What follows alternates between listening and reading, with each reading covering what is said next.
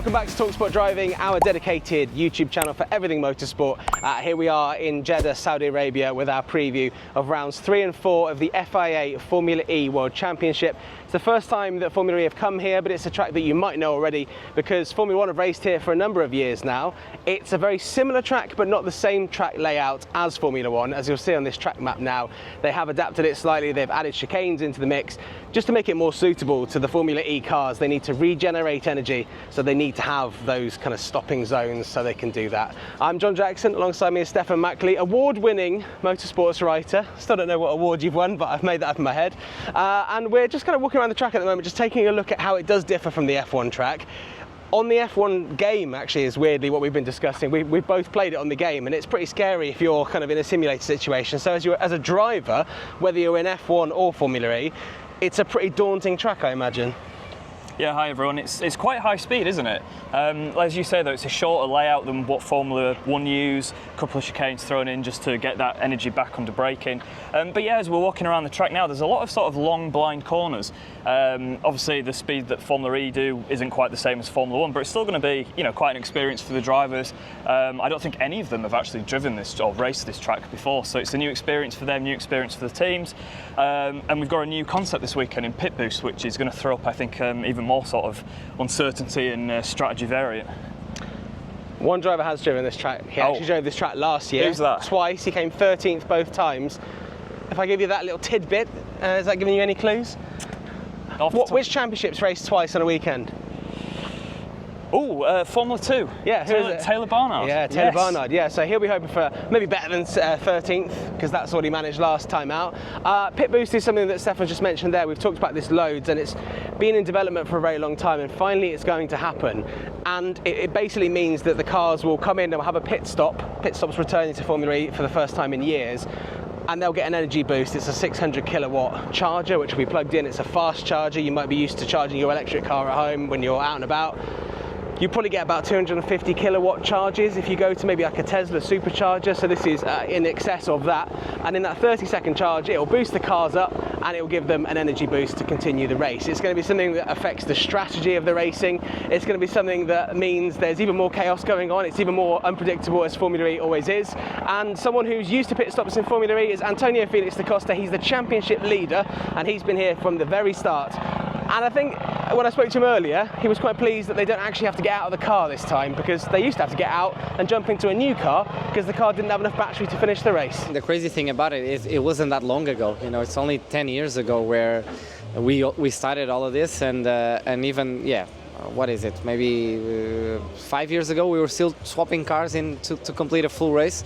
And to think that we're now going 3 or 4 times the speed, the range has increased more than double, so the trajectory of how quickly the technology is advancing is insane, and to be a part of this is crazy. And this weekend, introducing the pit stop, and I think when you speak about electric mobility or someone wants to buy an electric car, they go, yeah, but I'll have to stop for an hour and a half to charge my car. That's gone now, and I think what we're doing here this weekend, it's another massive push in getting that stigma out of people's heads and showcasing the technology that it's available out there. We're going to be charging at 600 kilowatts, so 30 seconds of charging, it'll give you 10% of your battery, which is massive. And yeah, so I'm excited for people to see this. Hopefully everything goes well, no dramas, no nothing, and we can all have a good showing of this and produce a great race at the same time. That's the Formula E Championship leader Felix Costa with Tag Heuer Porsche, and this is a great example actually of how the track's changed. This chicane's been added for Formula E this weekend. This isn't present on the Formula 1 setup. It's actually a much longer straight here, but as I say, they build these in so that Formula E cars have that stopping area so they can regenerate energy. So that gives you just a little idea of how they adapt things. Antonio spoke about Pit Boost. We're excited to see how Pit Boost works. And I don't know about you, Stefan, but I've been really impressed with Tag Heuer Porsche so far this year, because they are the reigning drivers' champions. Pascal Wehrlein won the championship last year. Didn't have a great time in Brazil at the start of the year, rolled his car. Luckily was absolutely fine. However, last time out in Mexico, they both finished on the podium. Antonio second, Pascal Wehrlein third, and they do look like the team to beat so far. Yeah, it was a front row lockout for Porsche. It was Porsche's first that they've managed in Formula E.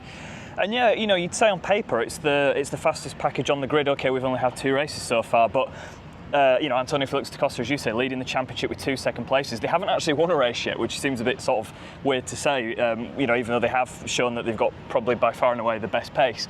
You go back to the first race of the season, Mitch Evans for Jaguar, from last on the grid, he got the win. Very fortunate though with 2 red flags, and I think it's just a perfect example of how unpredictable Formula E is a lot of the time. And then, the last race that we had, Mexico City, Oliver Rowland for Nissan, he looked good in the season opener actually as well, didn't he, in Brazil, but got a penalty mid-race and finished out the points. But yeah, he came through to win. But again, he was a little bit lucky with the timing of a safety car. He still had a little bit of attack mode left, and it meant that he could pass 3 cars in 1 lap. No easy task, by the way, let's point that out. Very well-deserved win.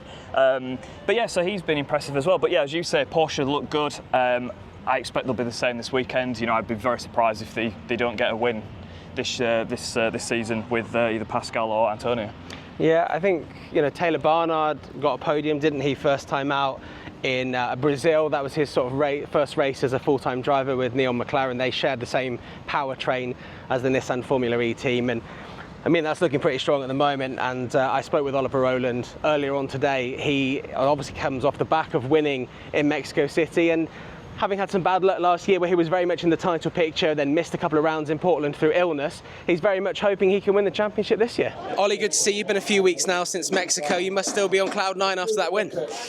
Yeah, absolutely. We had a fantastic weekend in Mexico. The race was incredible. The first 2 races have been really good for us, actually. So, yeah, unfortunately, after Mexico, I've been sick for like 3 or 4 weeks, and then tried to do a half marathon in between. So it's not been my nicest month off, let's say. But no, we're in a great position with the team, with the car. We're really happy with everything. So, yeah, I'm looking forward to getting going here.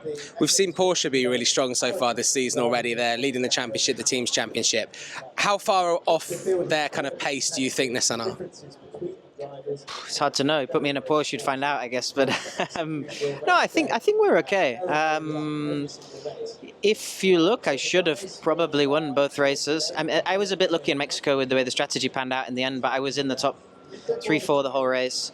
But in Sao Paulo, we had really strong pace and should have really won fair and square with leading nearly the whole race. I think we've seen in the past that Porsche have a really strong package in Mexico especially. So there's part of me hoping that it's a bit of an equalizer here and we're kind of on a similar level to them. But I think we definitely know that we need to improve some small bits. They won't come this weekend, but I think from Miami onwards we can hopefully bridge that gap to them.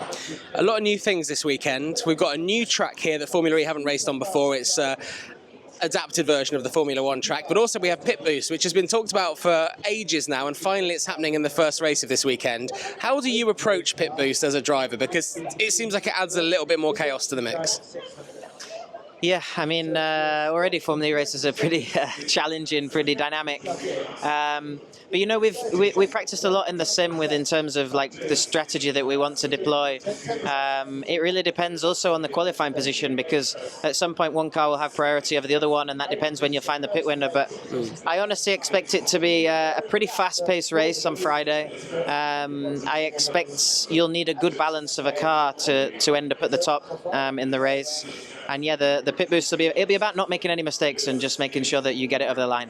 When Pit Boost is in action for those 30 seconds or so, what's your job? Is it to monitor stuff? I mean, are you just sat there like a sitting duck, basically? Yes.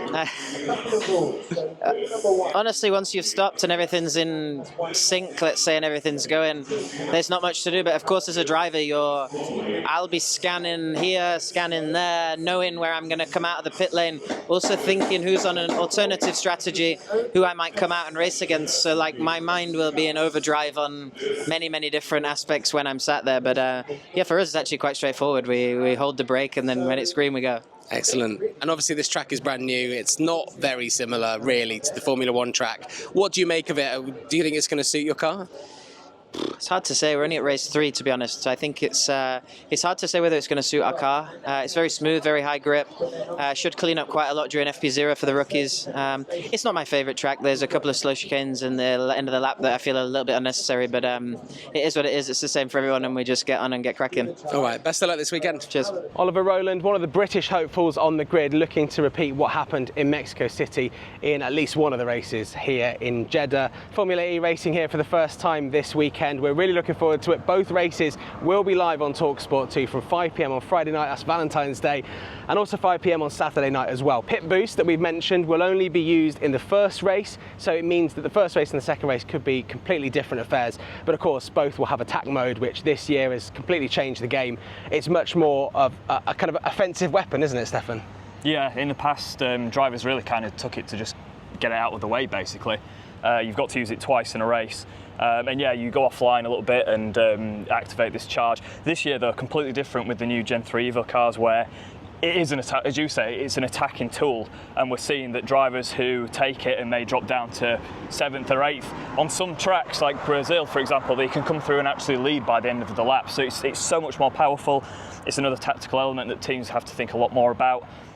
Adding pit boost, I'm expecting it to be quite a crazy race, to be honest. I think the first one. Yeah, it's going to be absolutely chaotic. As I say, you can watch the races on ITV if you're watching in the UK. If you're watching around the world, there's loads of other ways to watch in the country you're in, so just check out the Formula E website. But you can listen to these races on talkSPORT 2, exclusive commentary from 5 p.m. on Friday and 5 p.m. on Saturday, as we bring you the first two races here in the championship in Jeddah, Saudi Arabia.